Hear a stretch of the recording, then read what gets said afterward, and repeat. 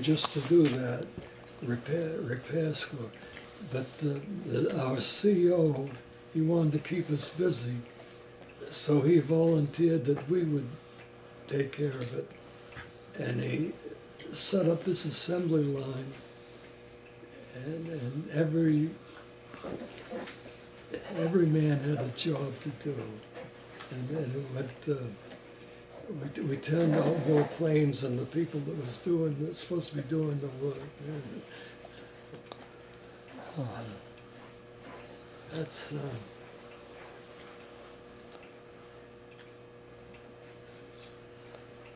I liked it because for the first time I felt like I was doing something that would help win the war. You know, usually you're just hanging around, killing time and everything.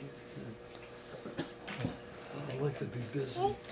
What part did you do on the assembly line, Dad? I put in the. They had this thing so that they could tell if a plane was coming in, they could tell if it was a friendly plane or enemy plane by a signal that it sent. And I put in the equipment to hold this signal device. And, how long did you do that? Oh, I don't know. I don't know. We spent several months there. Where you going? You said when you first went in the service, you were down near Yuma or El Centro? El Centro, yeah. No.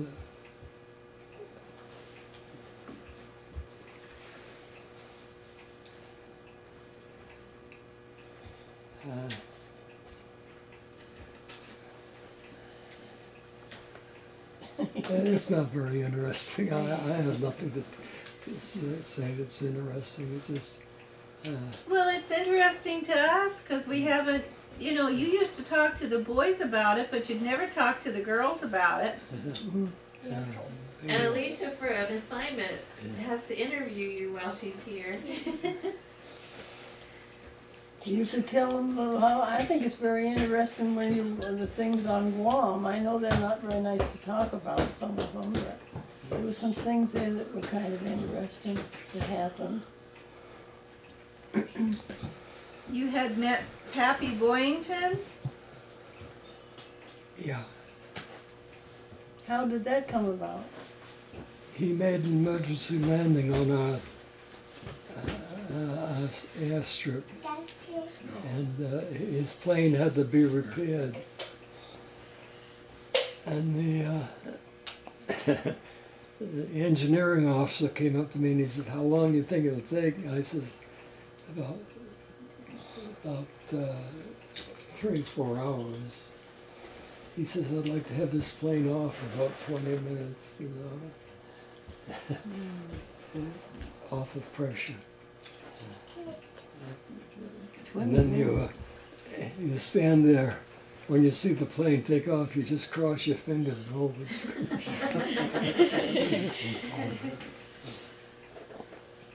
Not very long, 20 minutes. When you go to school, they tell you how to do these things, and you do it by the book. You know, this. You got to do this way and that way, and you get overseas, and these fellas never been to school. They're just going at it, you know.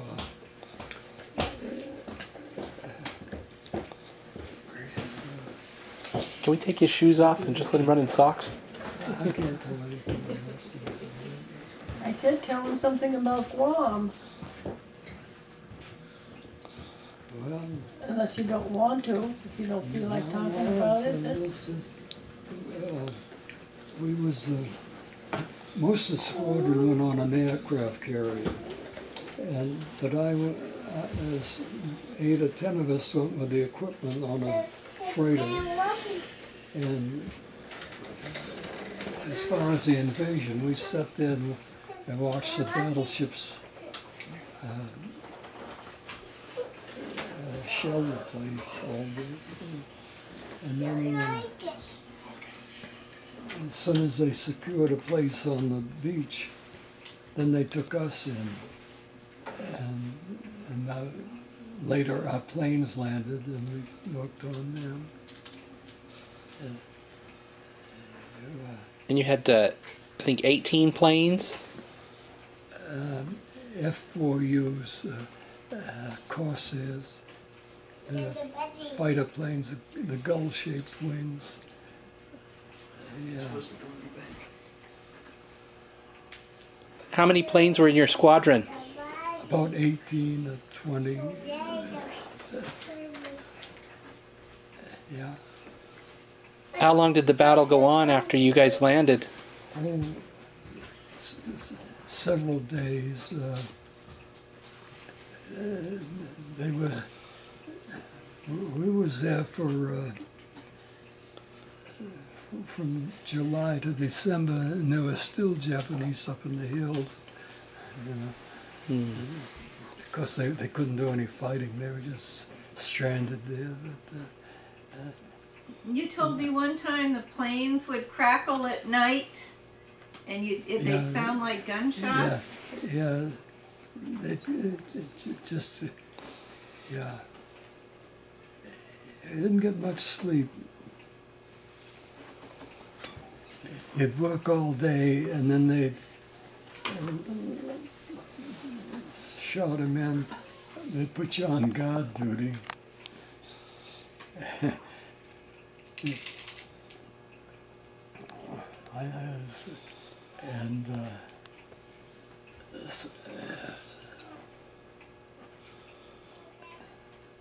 Can you tell us about the time that the Japanese guy had hidden in your plane? Oh yeah, yeah.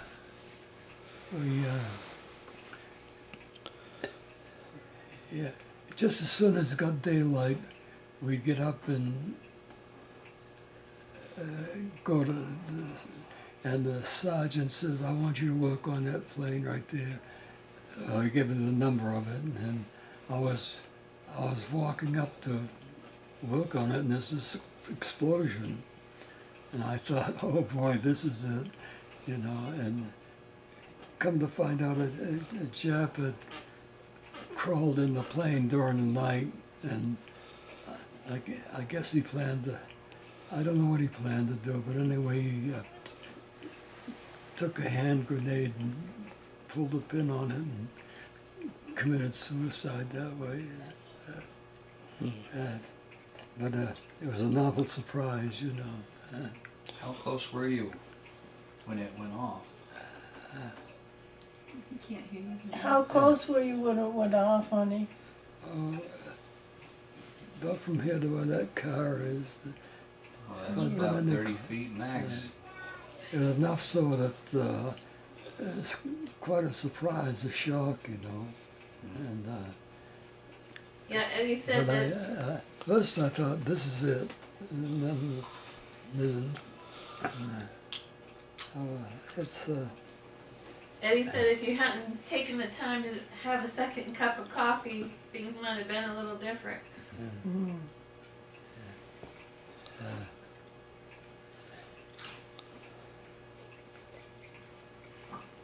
Yeah, Well, see, now this story I'd never heard before. I don't think I did Me either. You tell us about how the Japanese used to treat the people of Guam before you guys saved them. oh, pretty bad.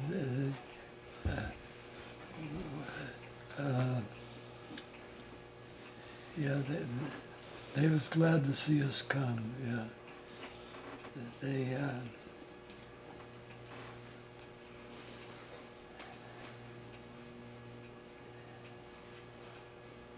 I really don't have anything interesting to say. I'm awful sorry. Well, that's all right. This is all interesting. It's all history. These are the stories that people don't think are interesting, so they don't tell anyone, and they get lost. But Yeah. you're like our own Ken Burns.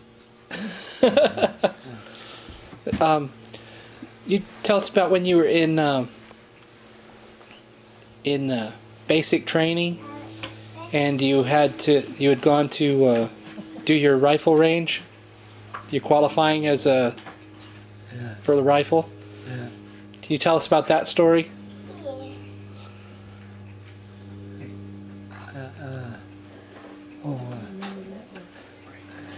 They have what they call, single shell. Then they have rapid fire, and I is that the one where I hit the guys? The Yeah. target that I wasn't supposed to hit. Yeah. The sergeant was mad. He hit me over the head with what they call it, that stick they have there. Baton. He says you spoiled that guy's record. And then there was when you had to do KP duty, and a sergeant wanted extra cake. I'm sorry. When you were doing KP duty, and I don't.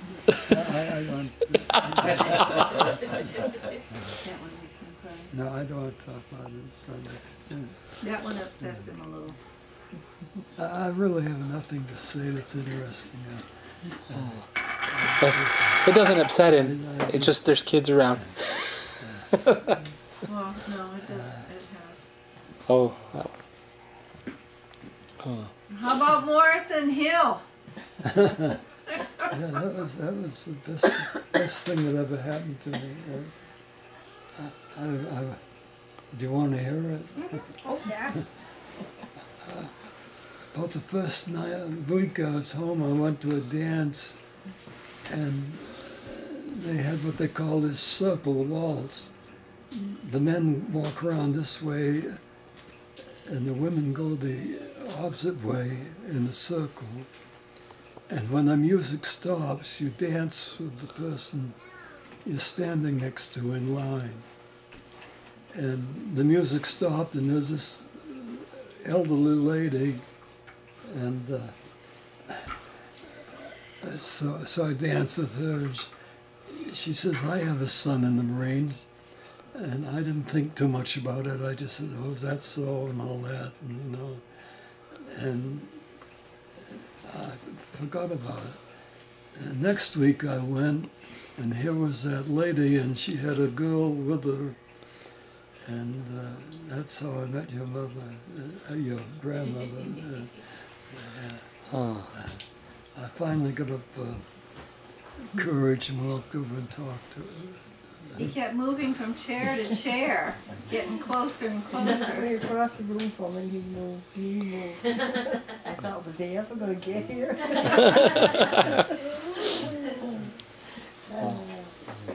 That was a miracle. Well, you only knew each other a couple of months, wasn't it, before you got married? Yeah, And now it's been almost 65 years. right. It took. It took. Mimi didn't think it would take, did she? No, she said, I'll give you 5 years. I'm surprised she gave us that long. Didn't she introduce you? In a way, yeah. And she came home, she says, I met the nicest little Marine at the dance the other day, last Saturday night. He was in uniform then, but I never seen him in his uniform. He just he was home, he was discharged. Can you tell us about when you saw Charles Lindbergh? Yeah, that was in El Centro. Some aircraft company he worked for sent him around different airports and talk. Of course, I didn't get to talk.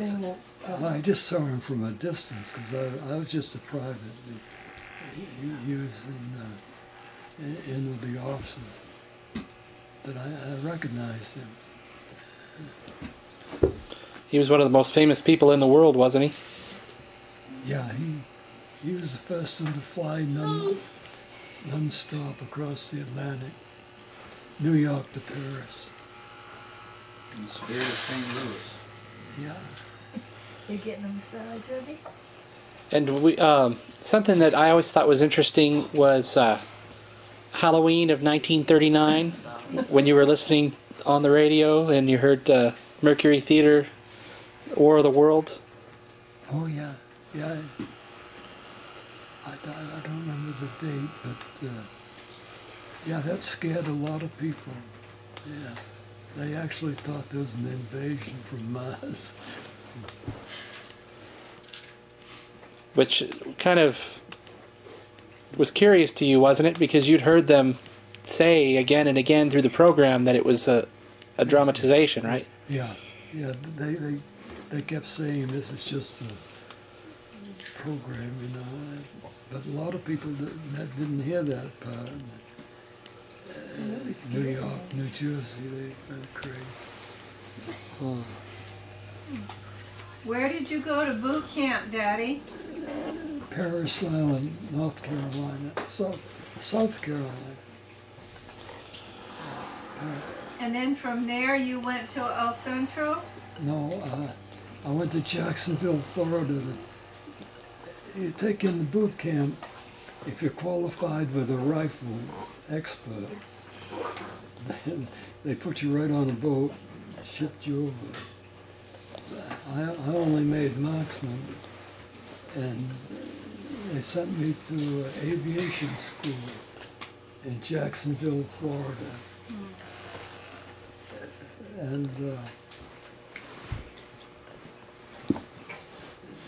it was quite a long course.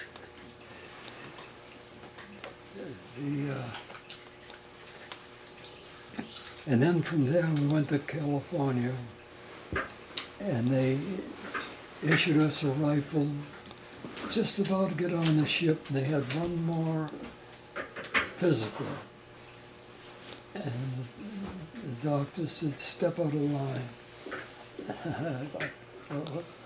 You know, so I stepped out of line. Pretty soon he came over again. He said, "You're going to hospital."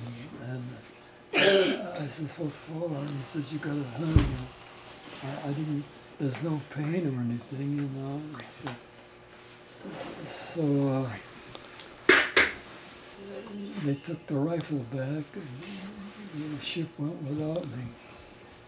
And so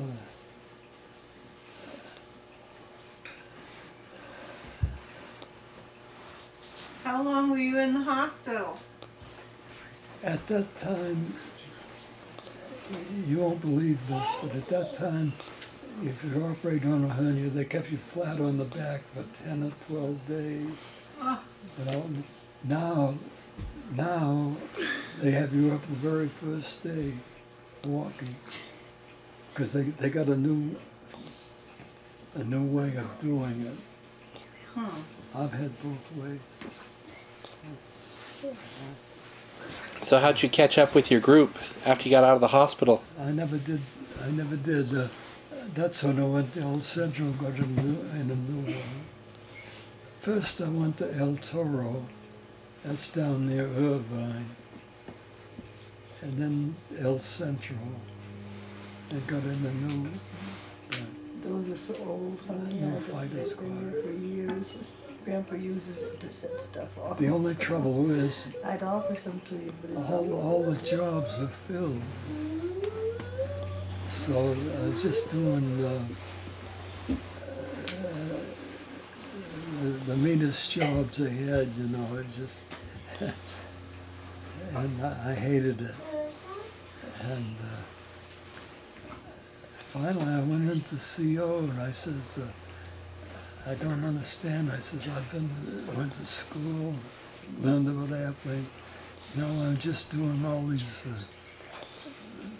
mean jobs, you know, messy jobs. I said, "I don't feel like I'm doing anything." He says, "Don't worry, you'll get your chance." And when we got over to New Hebrides, and this, where I said for further training, I had a buddy. He was in the sheet metal shop, and I was telling him, well, I didn't think I was getting given jobs that I could do. So he talked to his sergeant, and they gave me a chance. And that's where I went from corporal to sergeant to staff sergeant in a very short time. I'm not bragging, but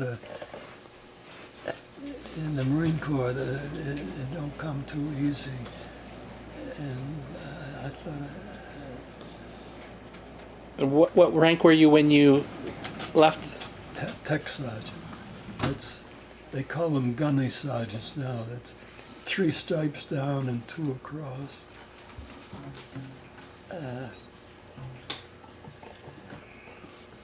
There's one higher, master sergeant, because the war was over for it. I'll go on that room about this so the boys could watch some television. How long were you in the service altogether, Dad? Just a little over 3 years. Doesn't sound like much, does it? But to go from private to gunny sergeant in 3 years is probably something you can't do most of the time. And once a Marine, always a Marine. They don't let you forget it in the lodge, do they? They're always harassing each other, calling each other jareen, sailors.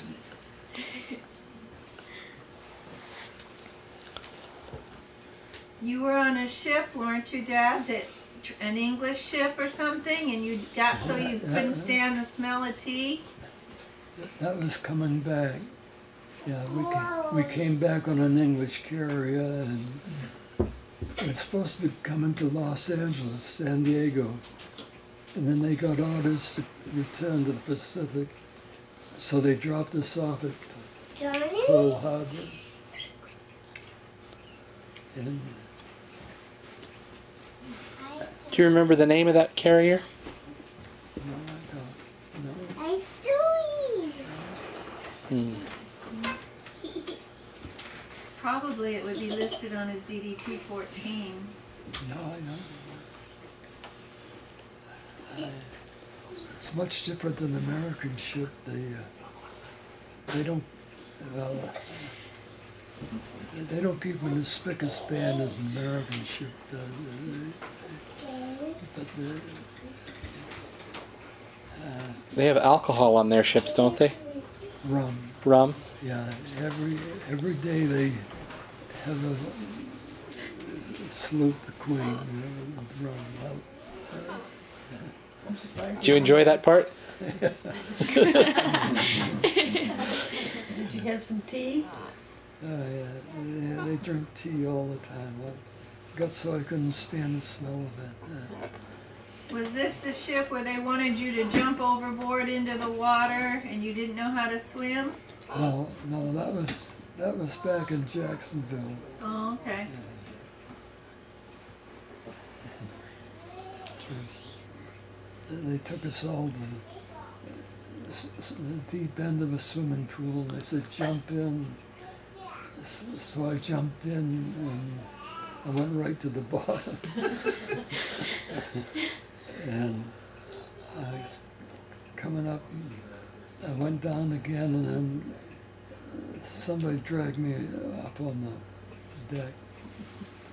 The sergeant said, "What the hell did you jump in for?"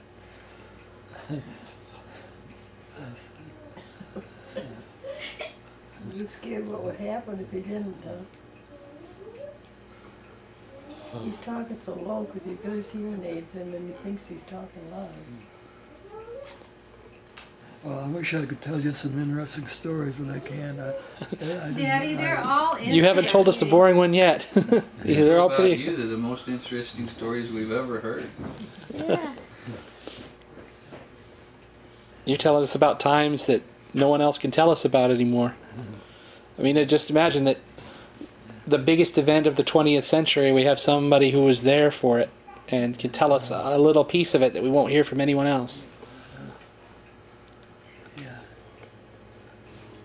Well, you were born in North Yarmouth, Daddy? Yes. 1920. 1920, and your father was a What did he do on the railroad? He was a, they have what they call a tower. Two tracks come together and then they split and go the other way. He worked these, and in the tower, at that time, they had these switches that would send the train in the right direction. Okay. And they communicated by telegraph. He was a telegraph operator too. And it's quite a responsible job. Yeah. Well, you were the youngest of 4 boys. Yes. Uncle Almond, Uncle George, and Uncle Frank. Yes.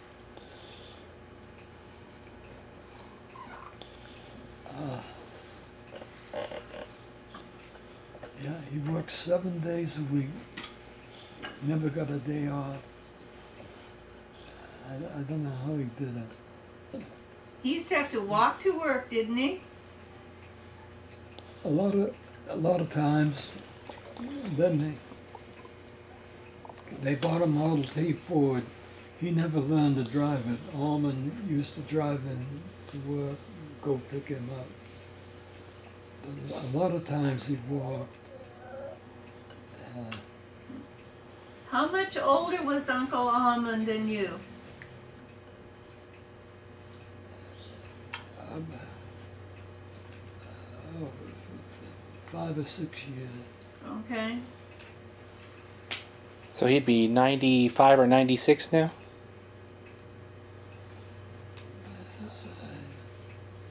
He died when he was in his 50s in 1956 or 57, I think. Can you tell us a little about your dad? What he was like? Well, I never, tell the truth, I never saw too much of him. He worked, like I say, he worked every day of the week. And he'd come home and he'd eat. And we had a cow, he'd milk the cow. And then he belonged to Masons, and he'd go to the Masons once a week. Oh, so awful. Oh my God, hiccups.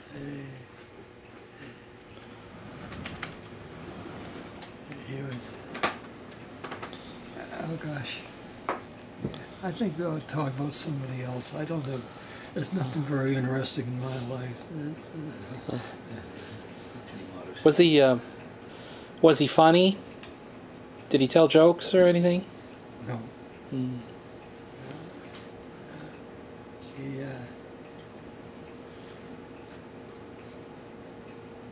No, he's very serious. Mm.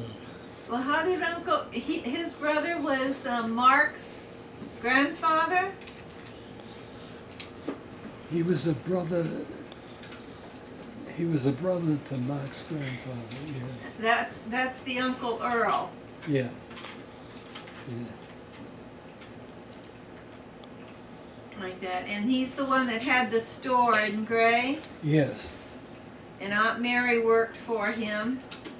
A little bit. Yeah. You sold ice cream for a while, didn't you? My uncle. No, you? Oh, for a very short time. Yeah. Very short time. Yeah. You had a bread truck route. Yeah. Yeah. Yeah. Yeah. What bakery? Cushman Bakery. They've gone out of business now, but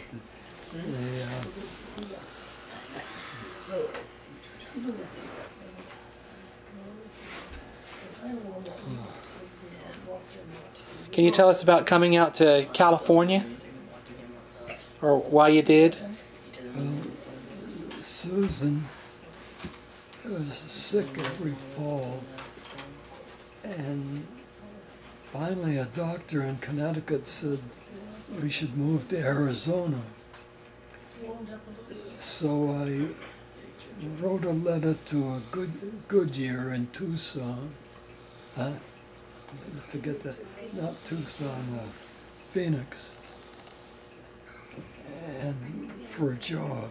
And I got a letter back saying I had a job. So we started for Arizona. Susan, Lynn, and I, and a 54 Ford. Everything we had was packed in that car. And the car broke down in Oklahoma. I think at that time they had generators. I don't. It might have been an alternator, but I think it was a generator. I don't know. Well, anyway,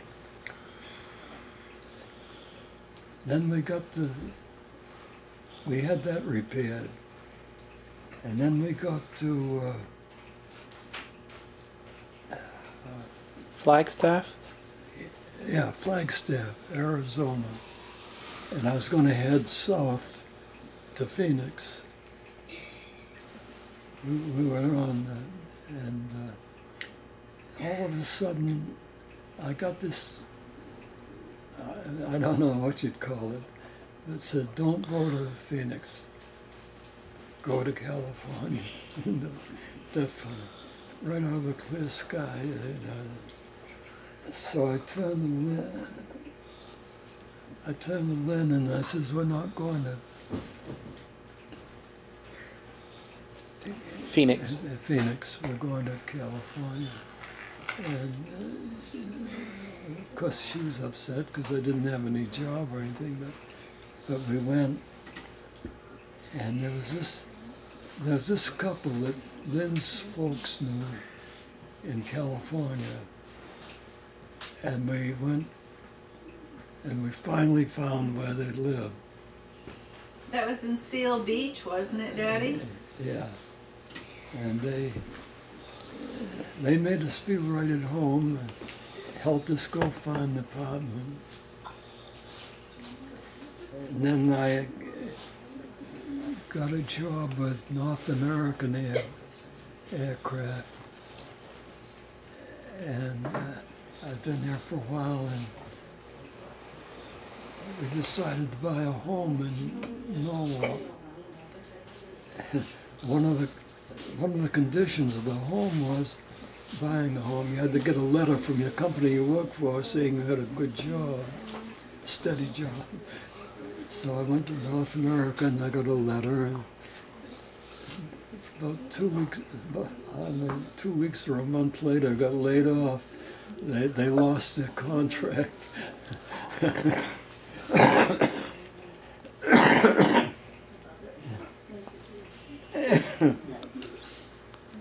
That was a funny thing. But I was lucky. My lead man says there's a place in Fulton, California, Beckman Instrument. He says, I think they're hiring. So I went out there and got a job. And I worked there for 15 years. Oh. And at some point you worked for Hughes? I tried to get a job for Hughes, but I never did. Oh, okay. Yeah, that's one of the truck places. Well, I tried them all. Lockheed, Boeing,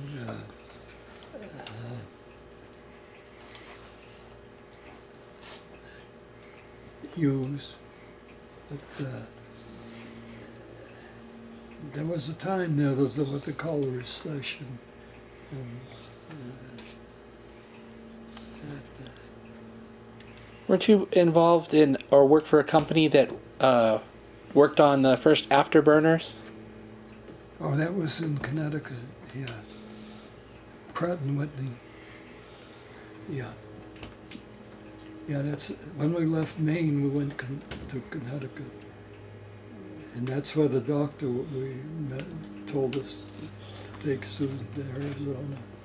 So what did you do with Pratt Whitney? It was in the, like you said, the afterburner section. You have a jet engine, and then behind that there's a well, it's an afterburner. They take the hot gases, they add fuel, and it gives it an extra burst. That's what I worked on. Huh. And what part did you do? Experimental. The whole section I was in was experimental, building new models. And then they'd try them out. If they worked out, then they'd go into production.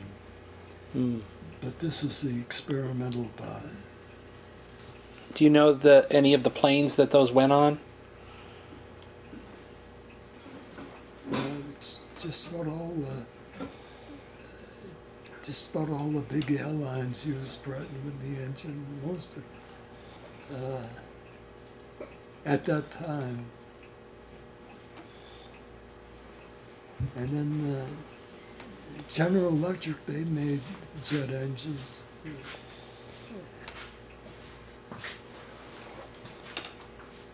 I worked in Portland, Maine for a company that was made from General Electric.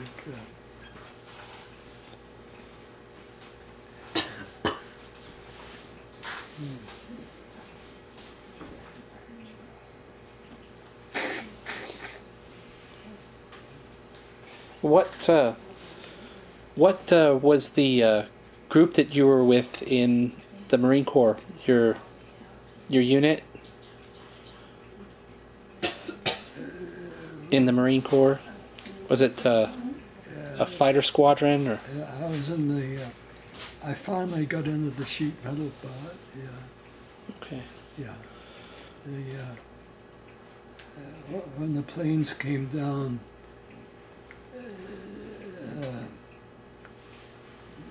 they have to be repaired, and you have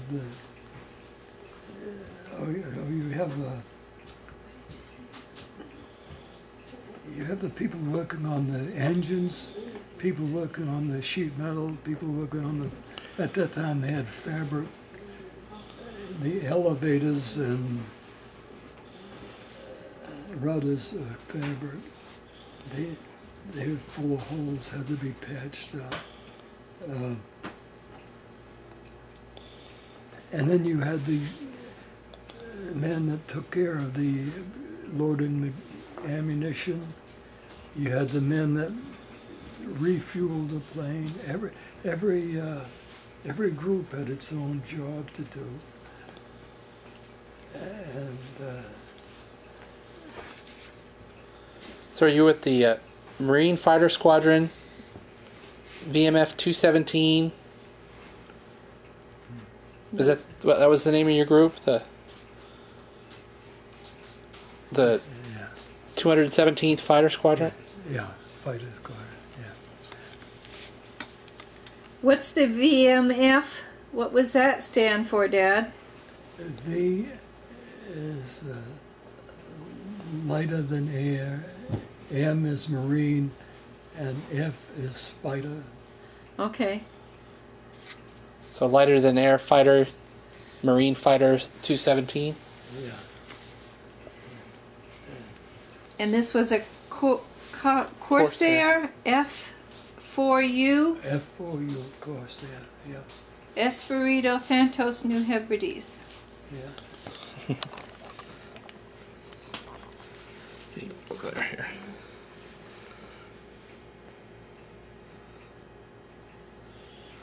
That's neat. And That's Grandpa right there. yeah. Uh-huh.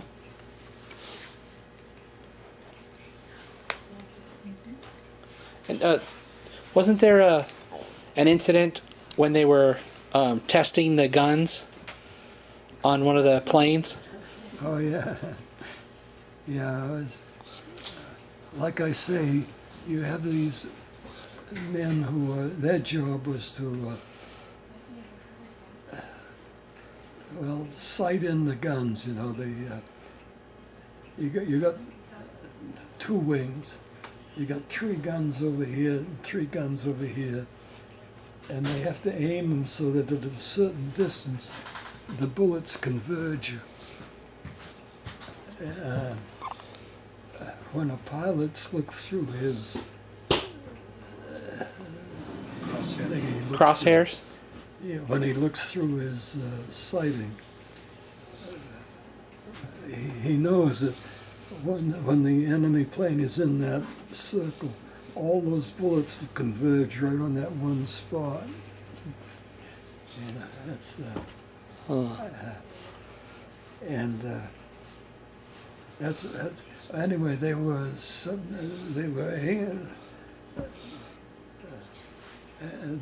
somehow a gun fired for some reason. I don't know why, but I could hear the bullet go right over my head. Well, that was something. So you were in front of the plane and somebody fired a gun somehow? Maybe somebody wanted to get me. I don't know. No, I was just kidding.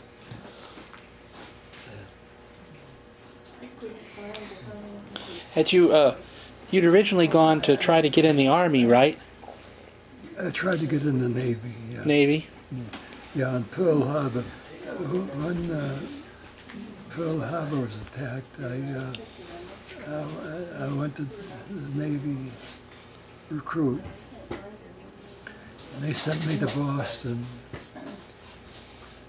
And I got up there for a physical, and they said I had something wrong with my ears.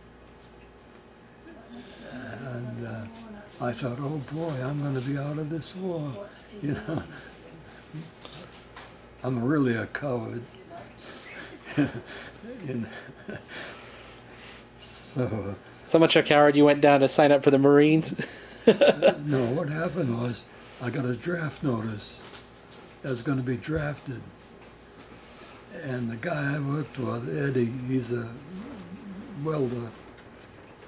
He says, you don't want to go in the Army. He says, go down to the Marine Corps. I said, the Marines will never take me. I said, I got the ear trouble. And he says, oh, go ahead. He says, you've already passed your first draft notice, physical. He says, the next one is do the real thing. So I went down to the Marine Corps, and sure enough, they took me. And that's... And you had asked them about the ear problem, and They never came up. They looked at my ears. He says, what are you wearing the glasses for? I says, the doctor said I need them. You know, the optometrist. He says, throw them in the wastebasket. He says, you don't need glasses. You know, some of these optometrists, you go to them, they'll find a reason to give you glasses, whether you need them or not, you know. I found that out. So... Where did you go to high school, Daddy? Portland High School, Portland, Maine. And what year did you graduate? 39. 1939? 50 years before I graduated. You went to college, didn't you, Dad? When I got out of the service, I went to a junior college. First they went to a refresher course before they take you into the college. I took that, and then I went to accounting in college. And then Lynn got sick, and I had to stop and go to work. Excuse me. What year did you retire, Dad? 73, I believe. 1973? Yeah. Johnny was just 2 years old? I had, if you had,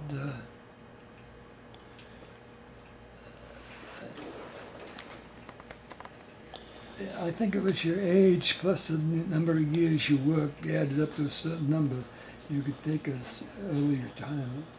Yeah, a lot of unions do that now. That's all. Their age plus their time in. so what did you do between high school and the war?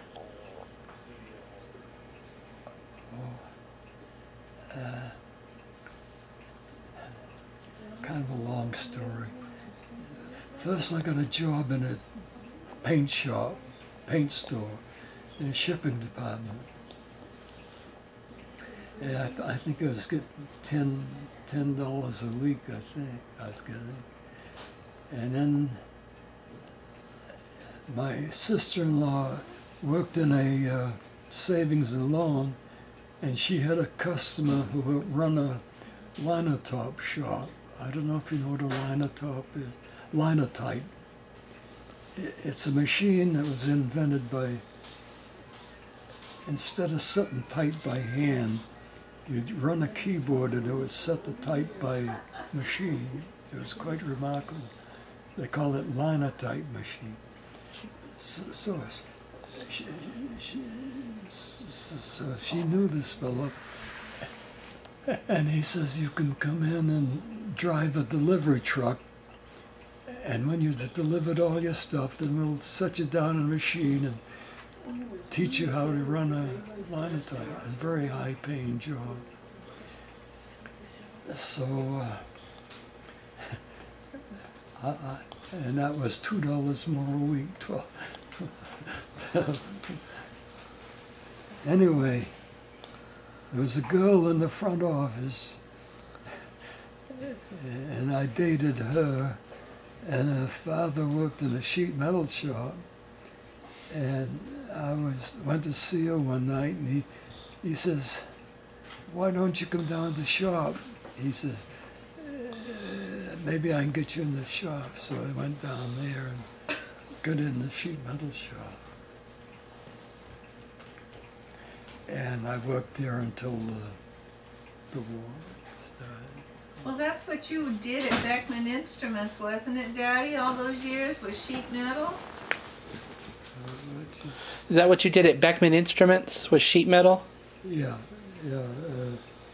That was in the... first I was on the power brake. It's a machine that bends metal. And I was there for quite a few years. And then, like I say, if you work so many years and your age added up, you get retired. Well, what did you do for fun as a boy? What did you do for fun when you were a kid?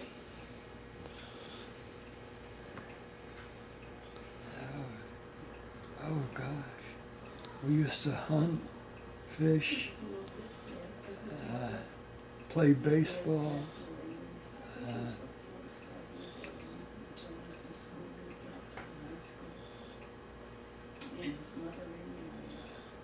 Just hang around the guys. What did you hunt for? Rabbits. A little bit, sometimes deer, but not very often, because we had rabbits close to home. They was white rabbits in those days. They don't have them anymore. They died out. Cotton-tailed rabbits. Beautiful rabbit. I don't think I ever caught one. I used to spend hours setting the trap.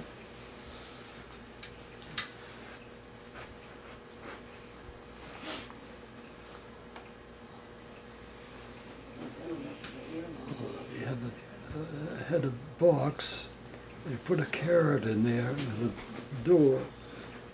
If a rabbit walked in and fooled around with the carrot, the door would slam shut and he'd be trapped. I never caught one, but I spent hours trying. Oh. Did you guys build your own traps? Yeah. Yeah, I built one of those. My friend who runs the Beagles, he showed me, he uses those for live traps to catch when they're getting ready to build or develop on a piece of land. He'll try to get the rabbits and move them to another area, like a rabbit refuge, because they have the Beagle Club, and they use that to just do their field trials and stuff. So they move them. And he showed me how to build that box. Yeah. They're neat. Did you go skiing at all, Daddy, or in the snow, or tobogganing, or sledding? Yeah. We had what they call toboggans and sleds. Yeah, we spent hours on hills.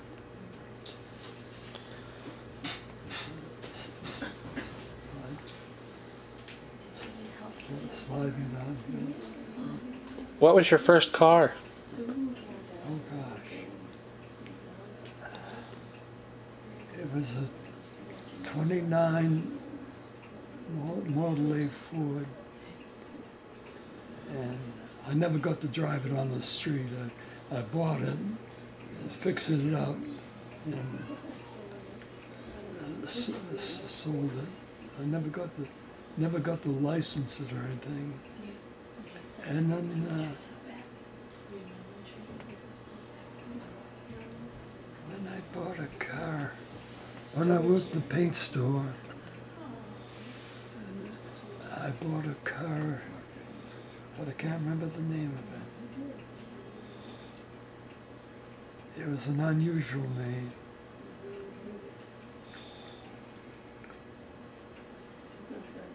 Edsel? No, they didn't make it. But it had a semi-automatic transmission, not like automatics today, but it was something that was self-shifting or something. Was it DeSoto or No, Packard? Or no.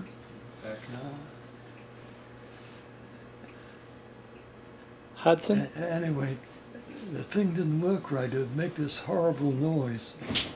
And this girl that I was going with, the one that worked in the front office, she said she got disgusted and wouldn't go with me anymore because the car made such a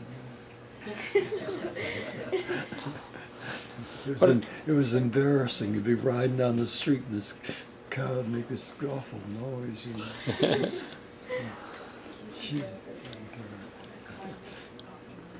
What other cars did you have through the years? Then, what was the name of the first car we bought? Remember South Portland? Oh, it was a piece of junk. We paid way too much for it. And the first rainstorm, it had a fabric roof.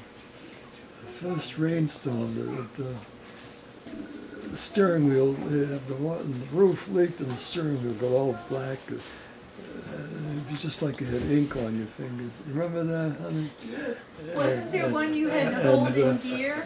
It wouldn't stay in the, The same one. you had to get stick shift down here. It wouldn't stay in high gear. Lynn had to sit and hold it in the gear while I drove.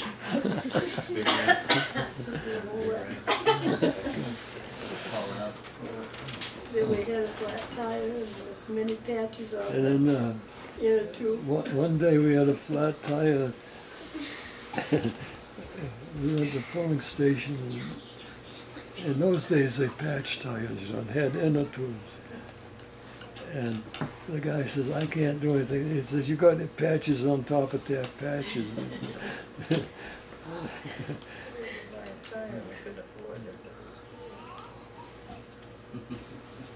Yeah, we did some things. So how old were you when you went into the service?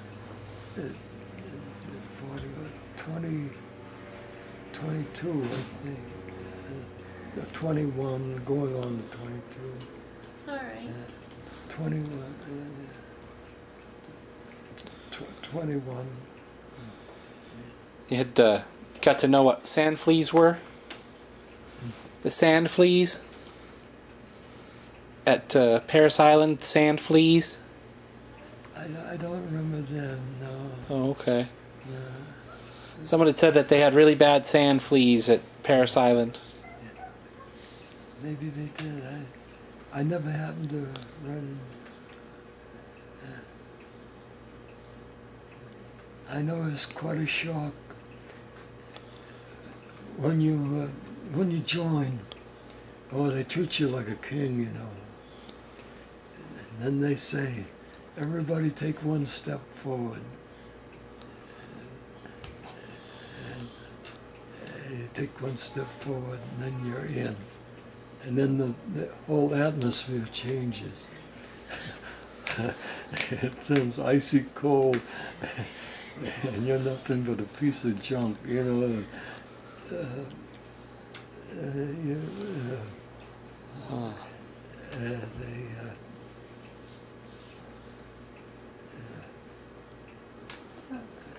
Yes, when they were on Guam, they had to walk. And you get down to Paris Island.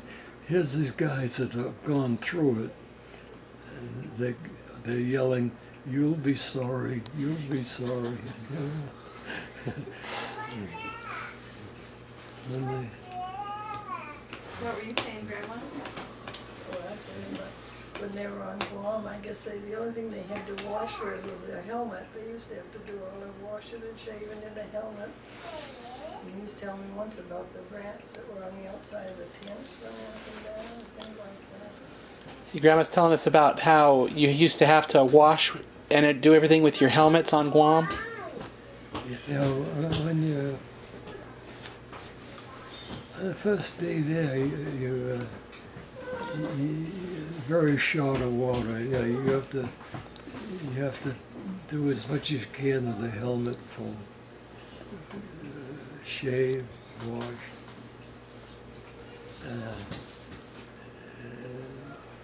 Yeah. Mama said they had rats.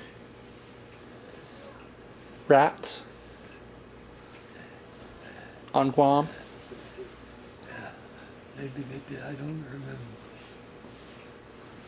He blocked all those nasty things out of his mind. That's one you'd rather forget, huh?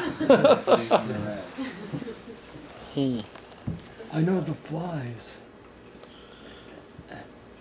The flies got so fat they'd be lazy.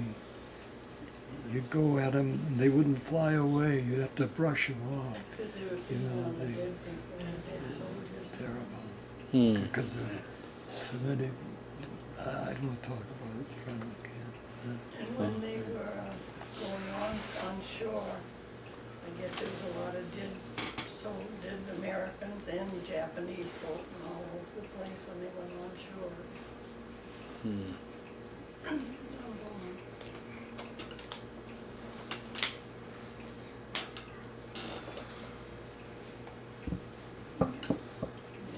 Well, is anybody getting hungry? Me. What was Where that? did that come from? Did I hear a little meat? Jojo told me You half an hour ago he's hungry. tell us about one of the stories that I liked was how Pappy was a cook for the lumber camp. What he used to tell you about working on the lumber camp. Yeah, That was my dad.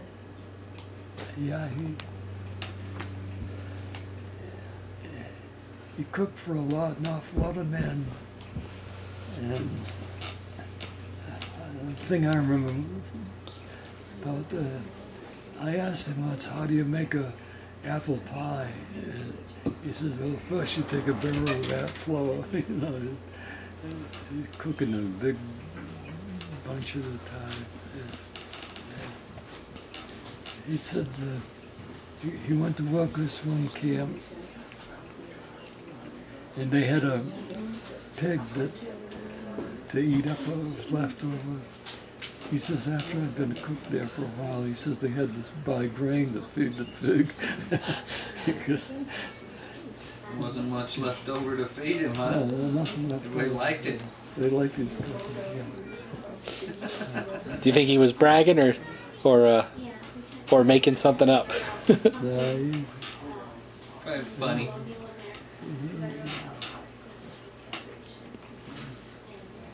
He was, Can we take a pause, Eddie? Well, we're almost wrapped up. we're gonna do. I really have nothing to recall. Nothing interesting. Well, goodness, you just filled up an hour exactly with some really interesting stuff. So I thank you very much, Grandpa. Yeah. Thank you.